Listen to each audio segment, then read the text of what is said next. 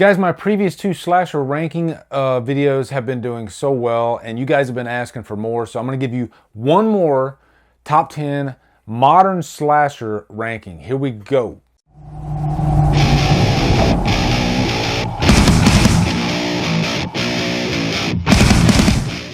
What's up, guys? Welcome to another ranking video. We're going to do 10 modern slashers. What I mean by modern is we're going to do slashers from the 90s and on, because my last two slasher ranking videos, if you click on the card right here, you can see my last one and then check out the other one too. I mostly had 80s ones in there. There were a couple of modern ones sprinkled throughout, but for the most part, those were 80s because I love 80s slashers. I'm not going to lie to you. But there are some great slashers that I didn't get to mention, and a lot of you guys mentioned in the comments. So I figured, hey, this is a good opportunity to finish it off and tell you my remaining favorite slashers that are from, the 90s and on. And also, before I get into this, I have my Feel These Nipples t-shirt with Myers on there. If you want one of these t-shirts, go to the Drumdums store and you can get one. And there's such a huge selection of t-shirts there, designed by the great Woody Bowen. He designs almost all of my t-shirts, and yeah, so a lot to choose from in there. But I'm really looking forward to getting into a lot of these. These are really great slasher films, actually. And I'm going to give you 3 honorable mentions, as we always do. So without further ado, let's jump right into it. Number 13 is Silent Night. It's kind of a remake of Silent Night, Deadly Night, and I wanted to throw a Christmas one on here because it is December. And I do love Christmas horror movies. I really do. I think I prefer Christmas slashers over like normal slashers sometimes. There's just not that many of them. So there might be another one on this list as well. But Silent Night, I think, is a decent remake.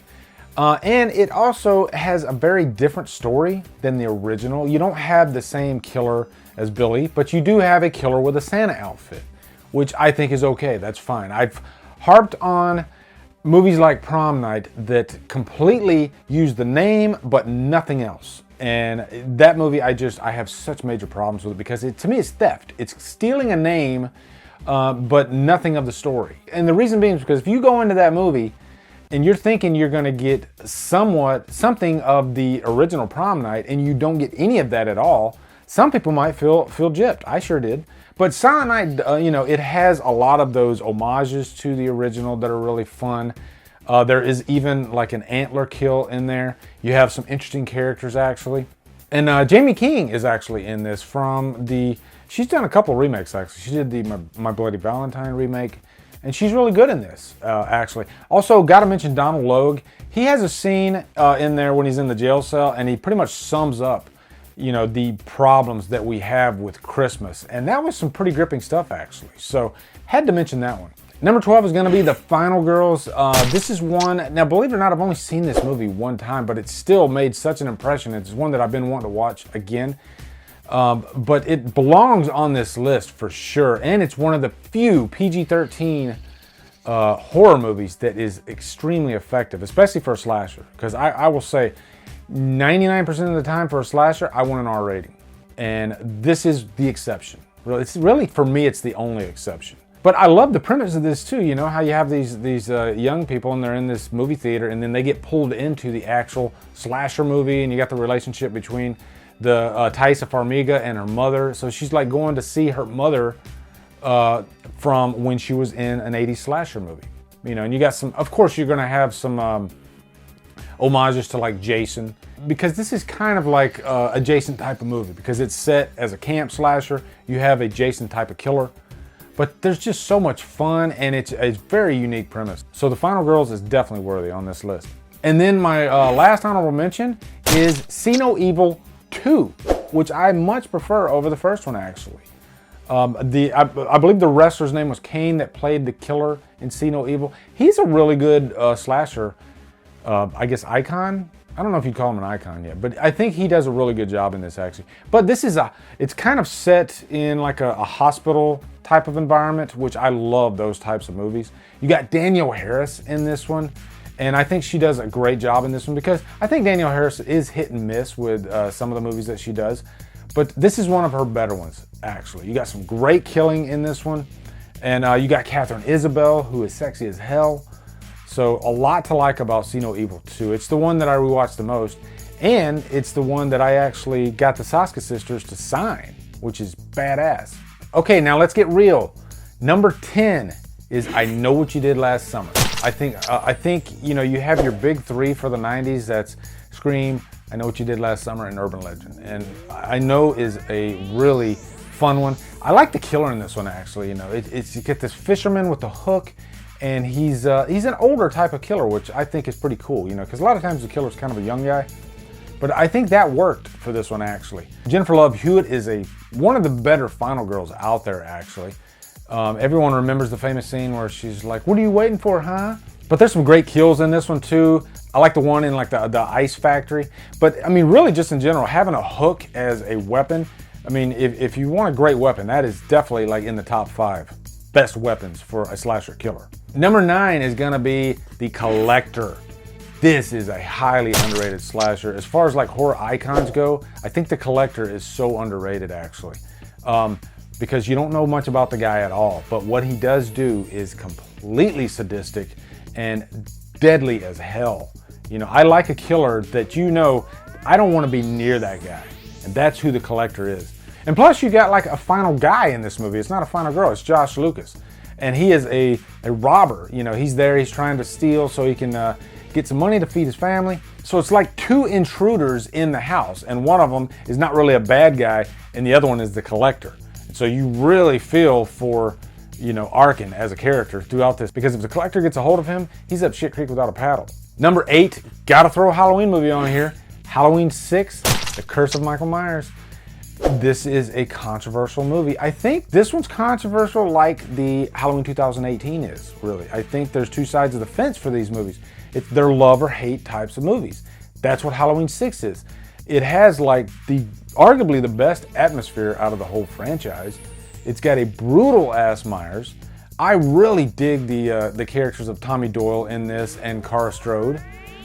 There's just so many things I love about this movie. I know that both versions have their problems, but to me, it's one that I watch the most, actually. I just love the atmosphere of Halloween 6, and it never lets up. That's another thing I love about it so much.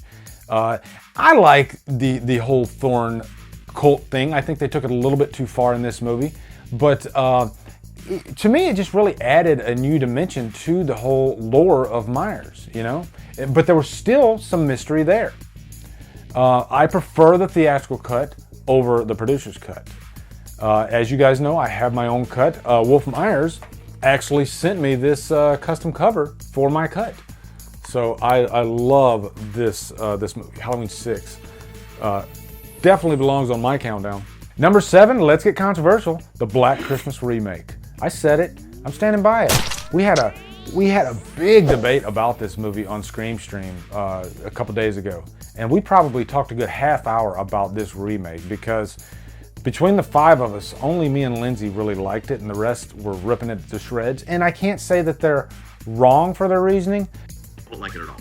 I mean, it's a movie that, I'll say this, the movie is so unpleasant to watch because it goes so extreme for the sake of just going extreme. All the eyeball shit, you got fucking pedophilia, you got incest, you got tearing the eyeballs out of your own incest child. Because every single time that you see that character, or glimpses of that character, you're supposed to think it's Billy, and Billy's already in the house. You never think that it's Billy. It's got long blonde hair the entire fucking time. So that's, you just think that it's Billy in the house. But it's just one of those Christmas horror movies that I have such a blast watching. When I first watched it, I didn't really care for it that much, but it's just one of those that kept calling back to me like, watch me again, watch me again. And every time I watched it, I loved it even more. Love the characters in this one. You know, you got Mary Elizabeth Winstead. Katie Cassidy, I think, does a great job. That's one thing that we really had an argument about, was Katie Cassidy. I thought she was excellent in this, actually.